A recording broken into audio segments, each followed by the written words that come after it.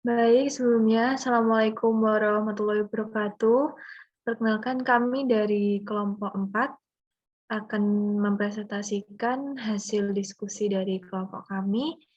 Pertama-tama, perkenalkan dulu anggota kelompok kami. Yang pertama ada Atika Dewi, ada Wijil, ada Febrianto, ada Mersa, ada saya sendiri, Darupinasti, ada Andre, ada Fasa, ada Dwita, Yeni, dan juga Wanda. Next.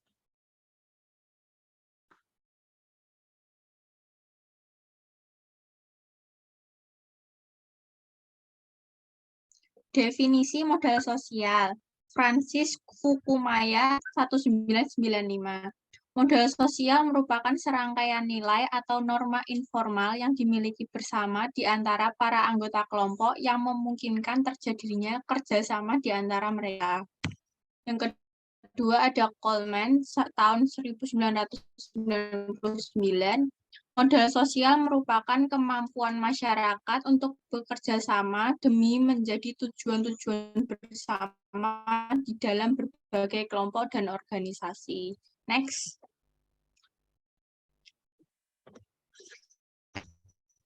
Fungsi modal sosial yang pertama, alat untuk menyelesaikan konflik yang busi tersendiri bagi terjadinya integritas sosial. Yang ketiga, membentuk solidaritas sosial masyarakat dengan pilar kesukarelaan. Next. Selanjutnya yang keempat, membangun partisipasi masyarakat. Yang kelima, sebagai pilar demokrasi. Dan yang terakhir, menjadi alat tawar-menawar pemerintah. Selanjutnya. Selanjutnya ada 6 fungsi penting modal sosial. Yang pertama ada percaya diri dalam arti confidence yang merupakan ranah psikologis individual sebagai sikap yang akan mendorong seseorang dalam mengambil keputusan setelah menimbang resiko yang akan diterima. Yang kedua ada kerjasama yang menempatkan trust sebagai dasar hubungan antar individu tanpa rasa saling curiga. Yang ketiga ada penyederhanaan pekerjaan yang memfungsikan trust sebagai sumber untuk membantu meningkatkan efisiensi dan efektivitas kerja kelembagaan-kelembagaan sosial. Yang keempat ada keterlibatan di mana trust saling inducing behavior setiap individu untuk menciptakan kedamaian yang meredam kekacauan sosial. Yang kelima ada pemeliharaan kohesivitas sosial yang membantu merekatkan setiap yang hidup dalam komunitas menjadi kesatuan. Nggak kelihatan terakhir.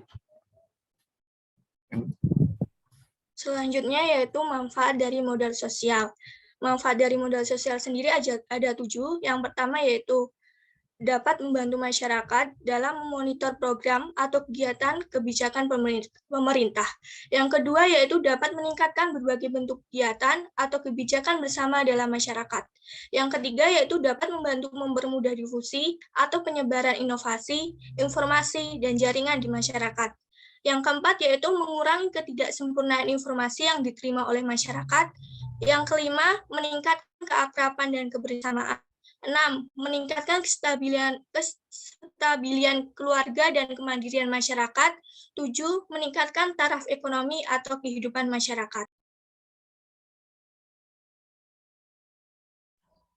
Kemudian di sini ada studi kasus mengenai kepercayaan.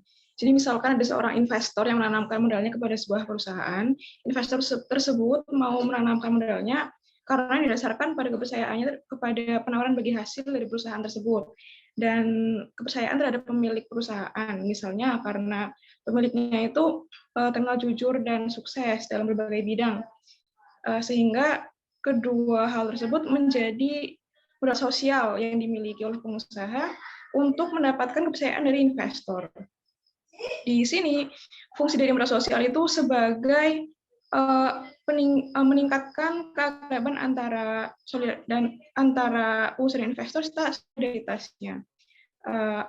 Kemudian modal sosial tidak hanya memiliki fungsi meningkatkan keakraban atau solidaritas, ada pula manfaat lain yaitu bagi pembangunan, meningkatkan berbagai kegiatan dan kebijakan dengan modal sosial berupa kepercayaan itu, misalnya dari masyarakat. Nah, masyarakat percaya pada pemerintah, maka pembangunan itu akan menjadi lebih lancar karena adanya dukungan dari masyarakat dan partisipasi dari mereka. Kemudian slide selanjutnya.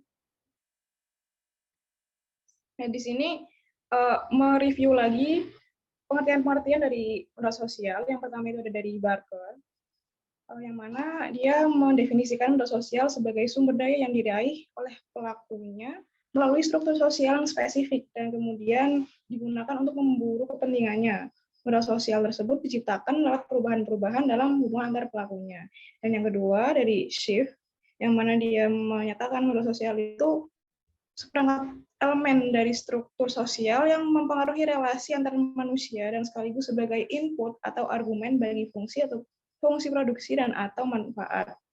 Kemudian yang ketiga dari Putnam, yang menyatakan bahwa social capital adalah gambaran organisasi sosial seperti jaringan, norma dan kepercayaan sosial yang memfasilitasi koordinasi dan kerjasama yang saling menguntungkan. Yang keempat itu ada dari Bird, yang menyatakan bahwa social capital adalah teman, kolega, dan lebih umum kontak lewat siapapun yang membuka peluang bagi pemanfaatan modal ekonomi dan manusia. Dan yang terakhir dari Nanlin, yang menyatakan bahwa social capital adalah investasi dalam hubungan sosial. Selanjutnya mengenai modal sosial menurut Coleman, modal sosial bukanlah entitas tunggal tetapi entitas majemuk yang mengandung dua elemen. Yang pertama, modal sosial mencakup beberapa aspek dari struktur sosial. Yang kedua, modal sosial memfasilitasi tindakan tertentu dari pelaku atau aktor, baik individu maupun perusahaan di dalam struktur tersebut. Dari perspektif ini, sama halnya dengan modal lainnya, modal sosial juga bersifat produktif, yaitu membuat pencapaian tujuan tertentu yang tidak mungkin diraih bila keberadaannya tidak eksis.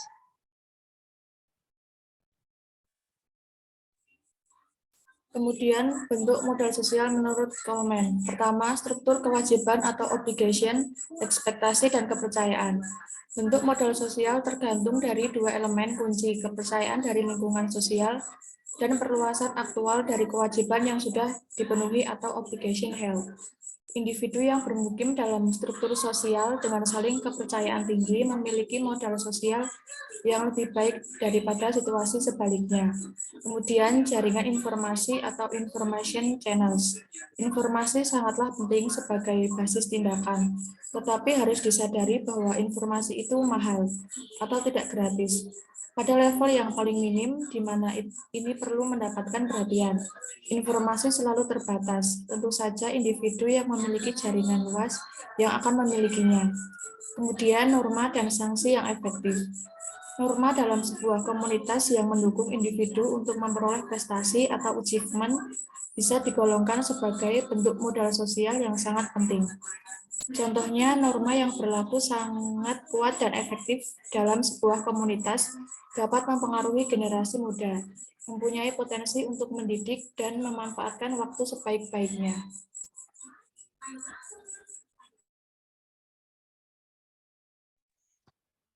Kemudian selanjutnya adalah konsep utama dari modal sosial, yaitu jaringan sosial merupakan aset yang sangat berharga. Kemudian jaringan memberikan dasar bagi kohesi sosial karena mendorong orang bekerja satu sama lain atau tidak hanya dengan orang yang mereka kenal secara langsung untuk memperoleh manfaat timbal balik.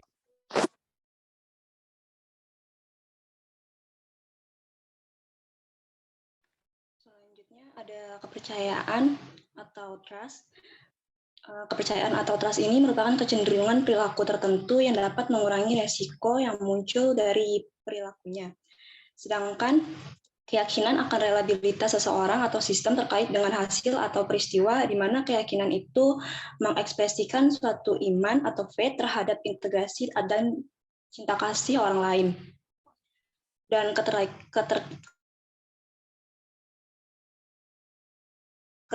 kepercayaan juga selalu mengandung konotasi keyakinan. Yang selanjutnya ada lingkungan kepercayaan. Pada masyarakat pramodern, hubungan kekerabatan, komunitas masyarakat lokal, kosmologi religius dan tradisi. Sedangkan pada masyarakat modern, sistem abstrak alat simbolis seperti uang dalam utang piutang, relasi personal, dan orientasi masa depan. Next. Dan yang terakhir ada konsep pemikiran. Derajat kedekatan atau pertemanan dua orang individu dipengaruhi oleh kekuatan ikatan di antara mereka. Kekuatan ikatan penting dalam jejaring sosial, di mana akan memunculkan ikatan kuat dan ikatan lemah.